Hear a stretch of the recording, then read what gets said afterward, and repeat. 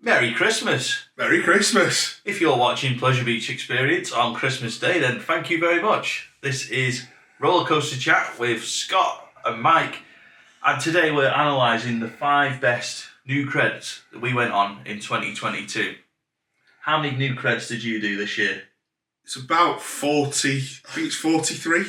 Sorry, I got a gloat here. 132. Mark Yates, say nothing. But these are all go-gators though. Yeah, that's true. And travelling ones that you can't actually keep track of. Yeah, it's the same travelling coaster 15 times at every Winter Wonderland. He's just throwing his wig and kebab at the telly. Not coming in any more vlogs for you too, you can get stuffed. Right, anyway, let's get straight to it. We already have, it's Christmas Day. That's a good point, actually. So we're thinking ahead here. It's not actually Christmas Day when we're filming this, but we know full well that by this point on Christmas Day, we'll be stuffed. Can't move. Pretty much. I'll be on the PlayStation probably at this point. Bit of FIFA 23 for Christmas Day. I've already got it. I just haven't hardly been on it. No time. So, 5 best new roller coasters that we went on in 2022. So, we don't agree on this. We've both got different lists, so we're going to just go start at 5 and work our way up to the best one. So, my 5th best new coaster that you went on. My 5th favourite this year was Tiger Coaster. I think that's how we don't really know because it's TIGRR. It's not sponsored by Kellogg's. Or Disney. No. Just it's Tiger Coaster at Indiana Beach. Old school Schwarzkopf. I don't mean to be mean, but it was crap. I thought it was mint. I didn't like it. Black old days. Yeah, to be fair, I think I was in the minority of the group who actually did it. I didn't like it. I found it quite uncomfortable. I don't know if it was because I was just too warm that day. I didn't particularly enjoy it, but I can see why a lot of you did enjoy it. I like those seats. I think they're the best seat design ever. Yeah. Nice armchair like that. They're padded. They're great. They are a bit like armchair. Burns when it's been sat in the station for 20 minutes empty. Yeah. And it's 38 degrees. It was a bit warm that day, wasn't it? Great coaster. Yeah, so my 5th best new coaster of 2022, the original Batman B&M invert at Six Flags Great America. It was the 3rd B&M invert Batman roller coaster that I'd done, having done the one at Park Warner previously and the one at Six Flags Great Adventure, which I believe was the 2nd one. So the first one was a coaster that inspired Nemesis and is well loved, I think. It is a very intense roller coaster. It does exactly what you expect from an invert. It makes your feet tingle, quite a lot of inversions. It's got a solid layout, smooth, very enjoyable. Yeah, smooth, great coaster. I really enjoyed it. 4th best for you. Kentucky Flyer at Kentucky Kingdom. This is the... Who'd have thought it? It's actually a really, really good coaster. This is the little junior gravity group at Kentucky Kingdom. I'm championing that we need these in the UK. We do. We really do, because they would be perfect for like Flamingo Land. Flamingo Land needs a Woody. Yeah. Perfect. It's small, it's pretty compact, it fits. It's that perfect in-between level. It's not too big, but there's still a thrill in it. Yeah. And Drayton Manor. Yeah. Get on it. Yeah, it would be good. I'd love one of these in the UK. Really cool little coaster. Love the plane theme on the front and back of the train. Yes. It's something Gravity Group do really well with the the mould in the front of the trains, customising sort of styling on the front of the trains. I know nobody ever likes the one that they take to IAPA, the sea themed one, but I think generally speaking they do it really well on their coaster trains. So for me on that one, I can see why you liked it. I enjoyed it as well. It's nowhere near like one of the top ones I've done this year, but I think in terms of coasters I have been on and Woodies, it was really good. It had airtime. Tons of it. And I think if you're looking at the family parks in this country, Chessington, Drayton Manor, like you say, Flamingo Land, I don't know if you count that as a family park, but it has got a zoo. I do. So I suppose it's got more kids coasters than adult ones these days, Polton's Park.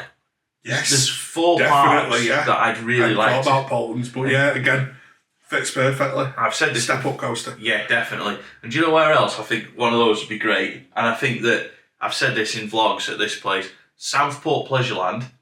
the best thing that they could do is buy a wooden coaster and call it Cyclone, because everyone who misses the old Cyclone would be all over it. They'd love it. So I'd really like. I think they're still getting that Zamperla coaster. They're getting a coaster. Yeah. Nobody actually knows what it is.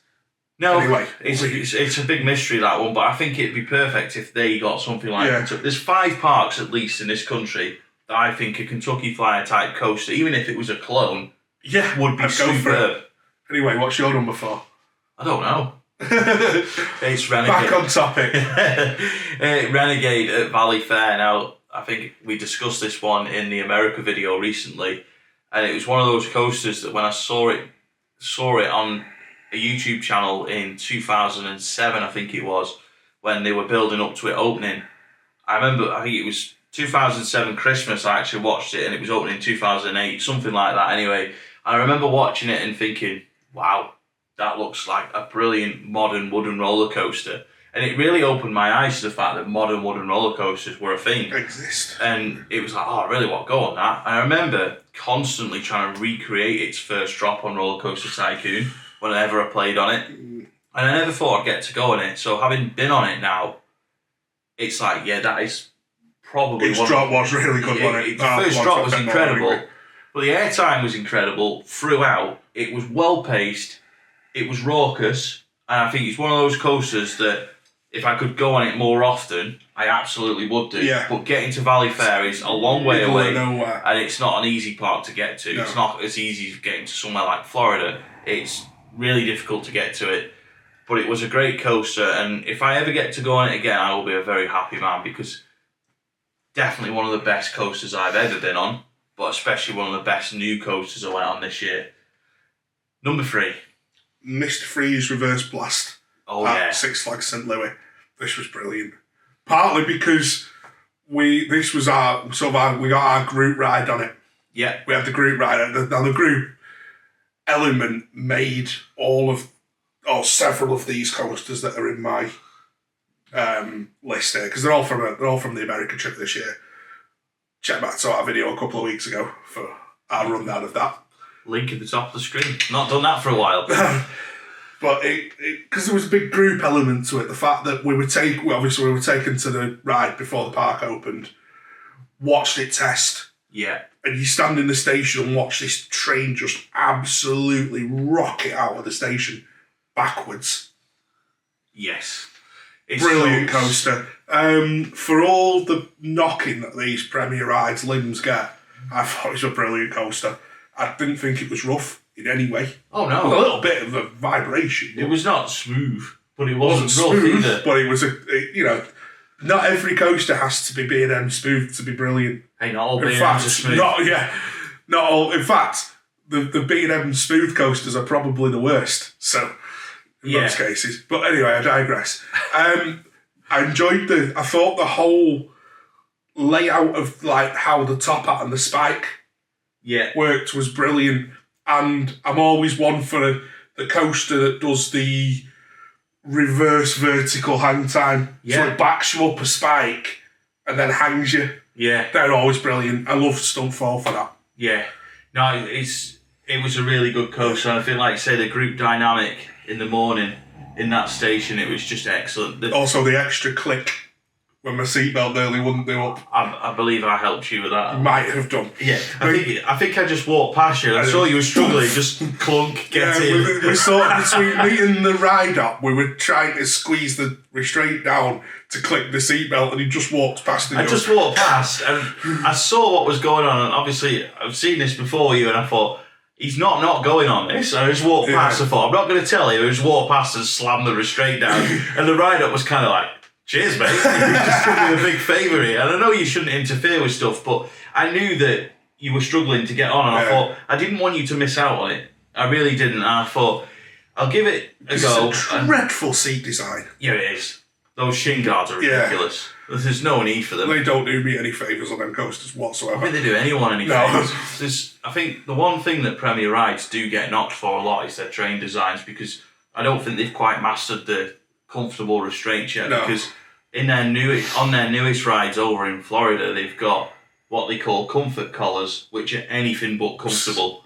they're really not comfortable on rides that are actually quite decent, but they take something away from the ride experience. Like getting in on Icebreaker at SeaWorld is a challenge, and you would fall over. I can guarantee it, because if you don't notice it when you get in, there's like this little, it's like almost like a barrier, like at foot level. If you don't see it, you're going over it. Because the problem is, I only noticed it because we were stood in the station for so long because it was shut down because of the rain. And I noticed it, and I even said to Marco that Mike could go over that. Yeah. Anything that's like a lip on a train, I'm going over it. That's like, I saw it, I was like, yeah, Mike could be going over. Struggle with, getting in any arrow corkscrew. Oh, that's a challenge. Because it's the climbing over and in and... What number were we on? 3. Voyage, for me. Voyage. Yeah, Voyage, Holiday World. Back to that later.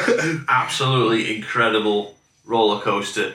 It's one of those where you look at it, like we'll cover it more when you list it in your list, but it's one of those that everyone's talking about it on the internet, and you're going, I'm going to be that one person that's going to go, this is rubbish. A bit like Ride to Happiness, really. I think everybody likes it except for me, Becca, and Mark.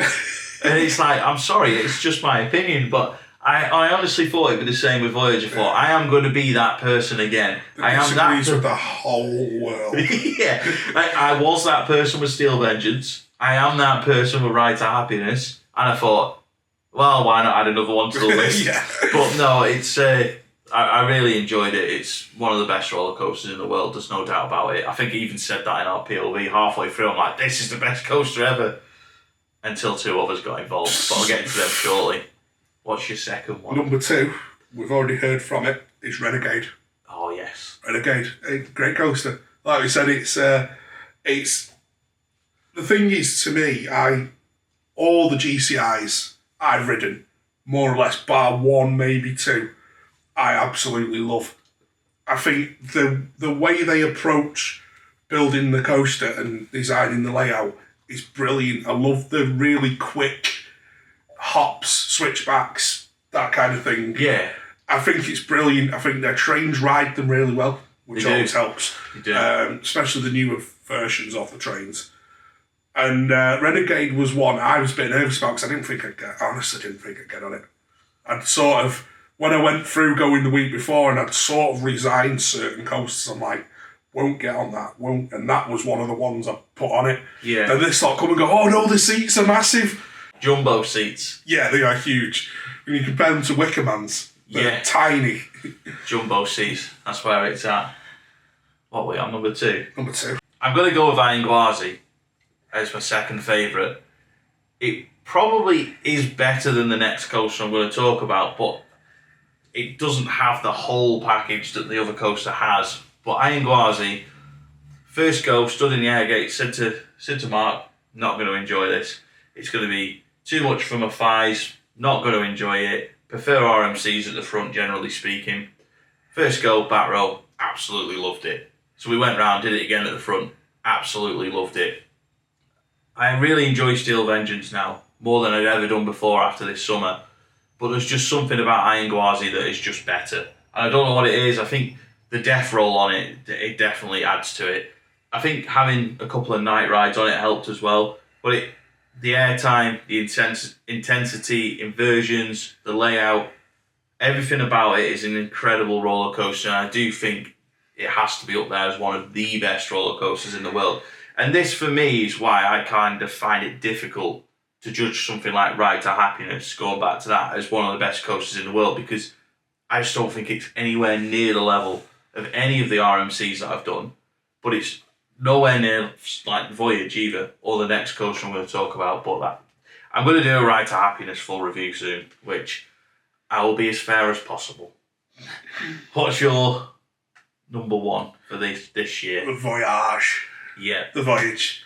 Again, there's probably a group aspect to this, because we had a mint ERT and we were all dressed as minions. A bit like you are now, actually. Oh, yeah. No, it was bright. They were brighter than this. Yeah, they were. Shirts. Oh, I deliberately bought the brightest yellow t-shirts for Minions the whole group. Assemble. Yeah. That was a great. Even the morning was, when we arrived, was funny, wasn't it? Yeah, it was. All walking across the car park going, banana. Banana. because we just look like minions. Yeah, we did. It's yeah, watch the vlog. You'll see what we mean. Yeah, please do. Watch the vlog. Please. Yeah, so Voyage, this ride is just absolutely nuts. It's relentless, but it's comfortable at the same time. Yeah. In that it doesn't, it's so well profiled that it rides the corners really well. Yeah, it does. It does ride the corners really well. And that 90-degree bank is just insane. Yeah, it is. It really is. It's like you get to the brakes and it's like, right, well, that's half of it. Yeah. The only bit I didn't particularly enjoy was the very last bit. Yeah. That helix at the end. Yeah. Into the state and was a bit, right, it's a bit too much now. Yeah, because it does go on forever. I agree. I think that's why it's not number one for me out of the new coasters this year. I just think it goes on for maybe just a little bit too long. But like I've already said about it, it's an incredible roller coaster, and I think believe the hype on that one. Yeah, honestly, definitely. Believe the hype. What you've also got is a park that, in general, has 3 wooden roller coasters and really looks after them. They look after everything. They know how to look after their coasters. I mean, the other 2 we rode this year, one of them had a huge amount of track work done on it last year. Yeah. And you notice the bit that had been done. So it's a part that, because I think Voyage is not far off 20-year-old, if not something like more that. than 22-year-old or something. I'd have to look it up. But it runs, okay, it's not glass smooth, it's a woody. It's a proper woody. Yeah, but even though it's metal, half it's metal. you don't want a wooden coaster or a hybrid coaster to be completely smooth, though. It takes something away from it. Because, as an example, I think Baldur's great at Leesburg, but I feel like because it doesn't have that proper feel of a wooden coaster, it loses something. Whereas Voyage, even though it's a hybrid, it feels like a woody. It's got just the right level of intensity in that respect, where it's, you've been on a woody, but it's not like, some coasters you come off and it's an absolute agony. National. Behave. To be fair, when I had my last go on Voyage, I did it just before we went back to the coach, and I was just like, okay, that maybe was a bit too much. Yeah, because by that point, it would have been, that was the evening, and it was. Again, a warm day. Yeah. So it would have been flying. You see, I elected to go on, I think it might have been Raven. Yeah. And I had a really good, I think I had about 3 goes on that, because... That's one park I would jump through hoops to get to. Yeah, because definitely. It was an incredible place. It truly was. Everything that anyone had ever said about that park was right. It was just an incredible park, and I would love to go there again. And the other thing is, I didn't even go on Thunderbird either. No, you didn't? Because of the seat. Best... I saw a POV of it the other day. I thought I actually really missed out with that coaster. Best being wing coaster. By far, yeah. It looks it. It looks it. Proper packed to punch. You didn't feel... This is why I'm quite looking forward to Jumanji. Jesse. Yeah, I know what you mean. We'll see. It could be interesting. I'm a bit concerned about the capacity, but that's another subject. Yeah. Anyway, you're number 1. Velocicoaster. Welcome to Jurassic Park. This could be offensive. When I saw it being built, I thought this is going to be the American Icon. I thought it was going to be like Icon. I really did. I thought it'd ride like it, but be built by Intamin. I looked at the elements, I watched it testing, and I thought I'm going to enjoy it for the Jurassic Park element. I'm a really big fan of the Jurassic Park films, but I didn't think I'd, rate the coaster quite as highly. And as a whole package, it is incredible. For an IP, the theming on it is incredible. Like the whole package of the Jurassic Park thing is incredible. From start to finish of the queue line, you feel part of the Jurassic Park experience. Luckily, there's no real T-Rexes. But you do feel like as part of the experience of Jurassic Park, you're immersed into the experience. I often think the use of immersion and immersive is overused in vlogs when people describe theming and stuff. But I think with Jurassic Park's Velocicoaster, you truly do feel part of that experience, and that itself makes it highly rated for me. I'm not normally one to go on about theming, but for me, that really pulled me into the Jurassic Park sort of franchise when we were there, and it was just incredibly done. The coaster itself, The launches are good. The first launch could be a bit better. That is like an Icon launch, to be fair. Second launch is like Taran. And then you've got the airtime, the inversions, the openness of the restraint, the interaction with the whole area. The last inversion, the Montosaurus roll, I think they call it, is a 0G roll at high speed over water with a lap bar restraint. You honestly feel like you're being ejected into the water. You really do. And it's one of the only moments on a coaster where I've got my arms up and I think, I'm going to hold on here or am I just going to go for it? Because I've probably been on it now about 20 or 30 times in all, and it still gets me going through that. The first part of it is more about the storytelling. It's a little bit like Icon, to be honest, in terms of the way it meanders around what it's got, but you get the elements of theming, and then the second half of it, it's full-on frills, and I think they got it absolutely spot on, and I'm really looking forward to Gotham City. The new Batman coaster, yeah, I'm looking forward to that. Because having not been on Velocicoaster, obviously, it's a long way to get out to. It would be really nice to have that coaster. I honestly think we're getting Spanish Velocicoaster. I don't think it's going to be quite the same because it's going to have different elements to it, but there is three very similar elements. I like what I see on the elements of Gotham. You've got the launches, you've got the top hat, and you've got the 0G store, which are all what Velocicoaster has. And I think that you're going to get those elements and something different, and then DC Comics theming. Which everywhere else in that park is very well done. Very well done. I mean, you look at the rapids. Yeah. The Wile E. Coyote theme in the rapids is brilliant. Or Roadrunner, whatever it is. It's brilliant. Batman. Batman Arkham Asylum's theming. It's incredible. The Superman's good. Yeah. Apart from the restraint on the test seat completely on the head. Yeah, that is heavy. But the thing is, we have done a vlog on that lately, and we've covered all the theming aspects, especially the Superman area. I can't wait to try Gotham City Escape. It's going to be incredible. So, what has been your favourite new roller coasters in 2022? We're going to leave it there now. And if you have joined us on a Christmas Day upload for the first time ever, thank you very much. We really do appreciate it. Please give us a like. Let us know in the comments what you thought about this video and what is your favourite new roller coasters of 2022. And of course, please keep an eye out on Pleasure Beach Experience on the 29th of December. We have some very big news about this channel for 2023 and onwards. Many thanks for watching, Merry Christmas, and we'll see you in the next PBE video.